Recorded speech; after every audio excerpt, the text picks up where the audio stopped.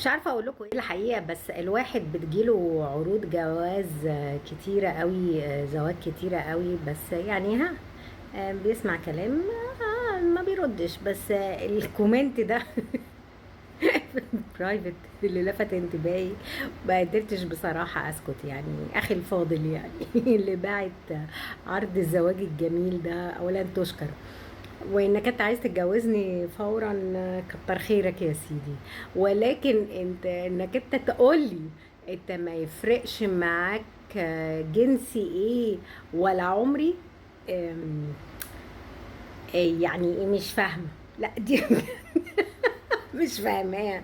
انت قصدك فيميل وميل، ولا قصدك الناشوناليتي؟ يعني بس كده ايه؟ معلش انا اصلا لسه جايه من ايجيبت، يعني قصدك جنسيتي ايه احمل جنسيه انهي دوله، ولا قصدك انا رجل ام امراه؟ يعني تفرق، يعني بجد تفرق.